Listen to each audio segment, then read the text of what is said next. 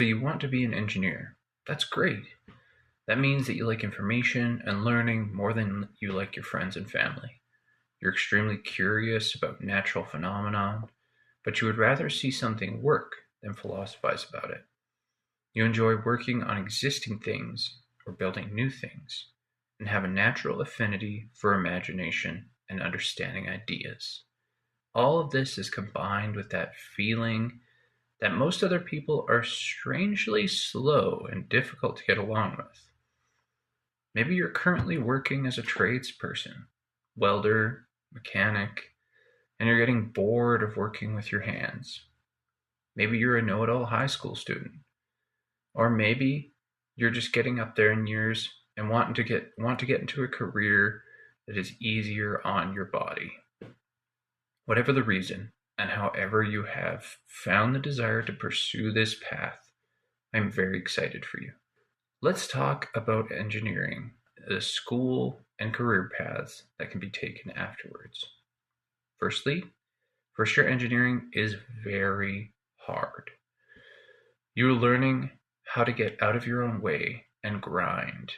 You're learning the fundamentals of the basis of thermodynamics, mathematics, calculus, linear algebra. You're getting into the basics of chemistry, the basics of static and dynamic physics, all of these things that are foundational and a little difficult to wrap your head around. Basically, if your nose isn't touching the grindstone between September and April, you're probably going to fail some classes.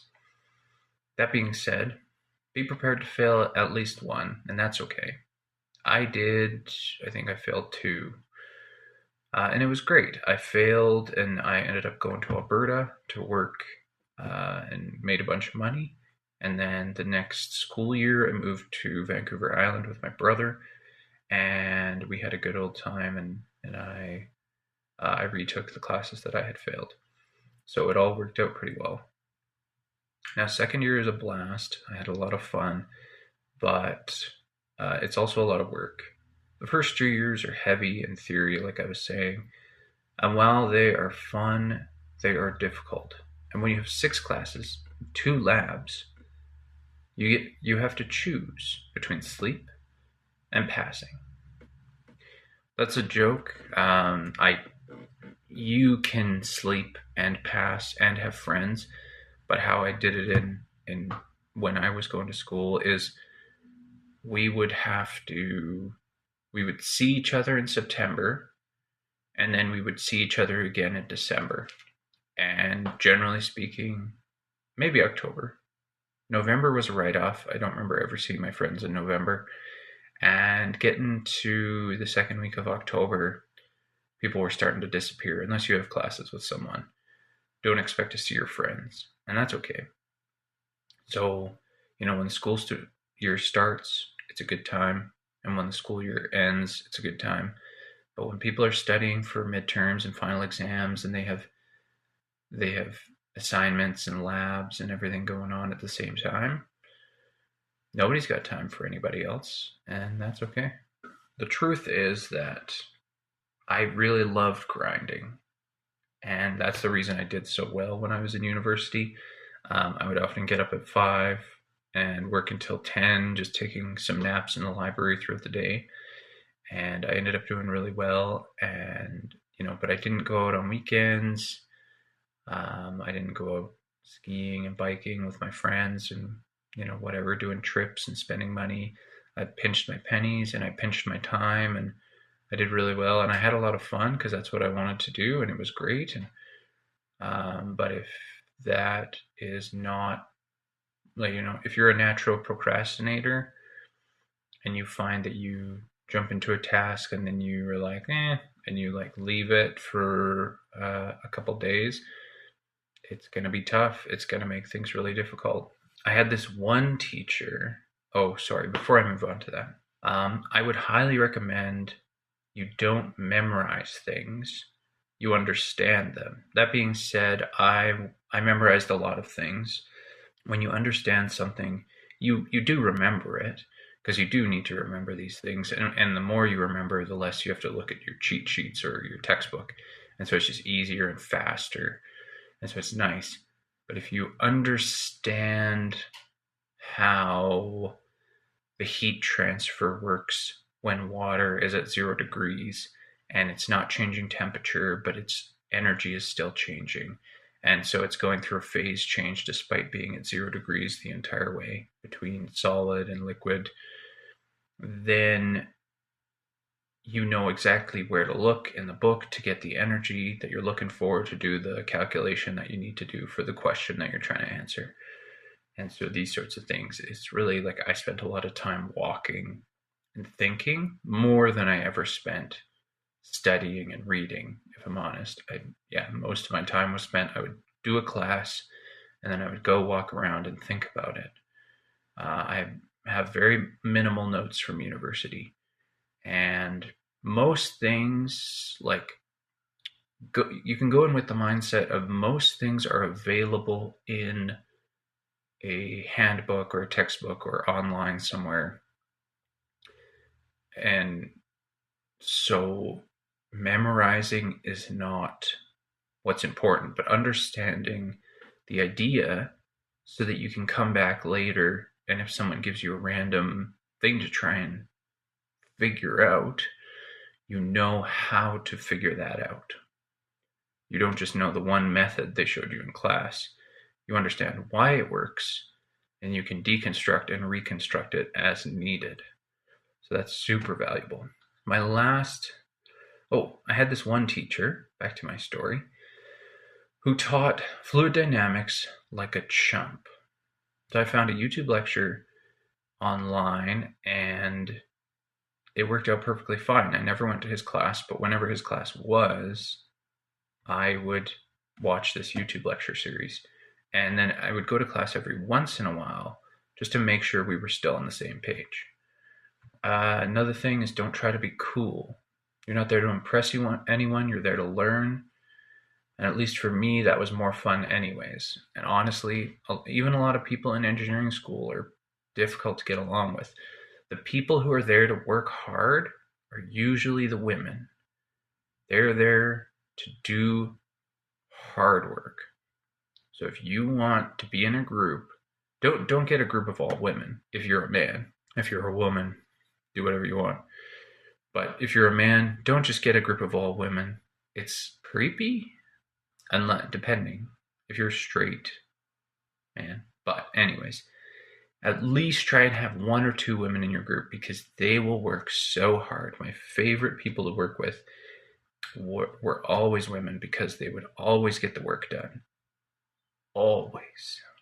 Men, hard to work with. Okay, my last tip, which actually relates sort of to what I was just talking about, is that if you're in a group, do your group work. If you're put into a group and you find yourself strangely light on duties or struggling to remember why your phone is buzzing all the time, hint, hint, it's your teammates trying to arrange a time to finish the project, then don't expect to get very far in life. Now remember, university is nothing like work. I had one professor who, instead of giving us a final exam with answers we had to pull from our head like normal, he gave us a specific reference sheet and specific tables to look at that would be accessible in the real world, but these ones related to the final exam specifically. And we had to problem solve our way through the exam. Problem solving is not done blind, and learning to use available resources is more important than learning everything by rote. Everyone I spoke with after the exam really hated it, but I still remember it as one of my favorites, because it felt like the real world. Fast forward to just after graduation, and I'm working in a provincial park trying to decompress after my crazy mental application and self-enforced seclusion the last 5 years. Next, I get a job as a laborer in a busy city at a metal fabrication company, slowly working my way up to running the plasma table. That time in my life was boring and brutal, and all the engineering type jobs around wanted experience. They want a decent value from me right out of the gate. Pro tip, if you're searching for jobs and you're having trouble with finding engineering, try looking for EIT or designer or project coordinator on job websites. I was lucky I was able to move up north to a small town and start my career helping create field and shop drawings for steel fabricators and welders, as well as helping bid on upcoming jobs. This may not sound like engineering, and technically it isn't, but using AutoCAD, SolidWorks, and becoming proficient in seemingly simple things like Excel and Word are huge benefits for moving forward to something better, if that is something you decide you even want to do. I have a friend who took engineering with me.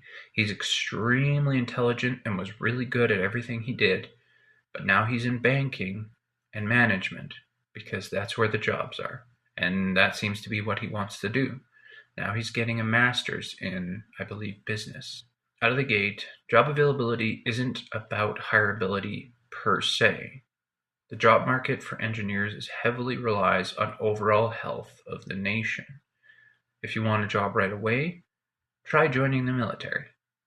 Engineers are a dime a dozen these days, and good engineers are often bad at selling themselves. I always let my resume speak for me, and I struggled to find work, even though my grades were up there. I didn't have any engineering job experience before coming out of university, and so my resume read like any other resume off the street, essentially, apart from that I had a bachelor's in applied science. Companies need to have the money to build something before they are going to hire an engineer to start designing, which means that when the oil prices are up and the supply is down, they're not going to be building any new infrastructure. Heck, they're barely going to be maintaining what they already have. So Esso and Mobil 1 stopped calling for an update on their 100-year-old drilling rig, and Mr. 65-year-old ready-to-retire engineer is barely making ends meet himself on the business he started 20 years ago. So no one's going to be looking to hire a new person that they have to put cost into training. That being said, oftentimes mines, oil rigs, and large-scale timber like sawmills and pulp mills will hire their own engineers to put on staff. And that's certainly something to keep in mind because they usually pay really well, especially if you have a big student loan. Also, shipping ports might be something to check out. That big industry stuff. But as things stand right now, it's early 2026 and the lumber and steel industries are in hard times. Something about tariffs and we cut down all the trees.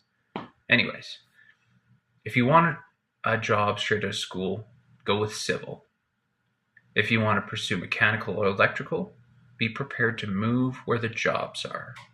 Just to wrap up a little bit, I really enjoyed my time in engineering school, and I have found that it is the only profession that has people I get along with in it. People who want to be engineers are usually fair and realistic, focused and curious, detail-oriented, and easily annoyed by the same things that I'm annoyed by.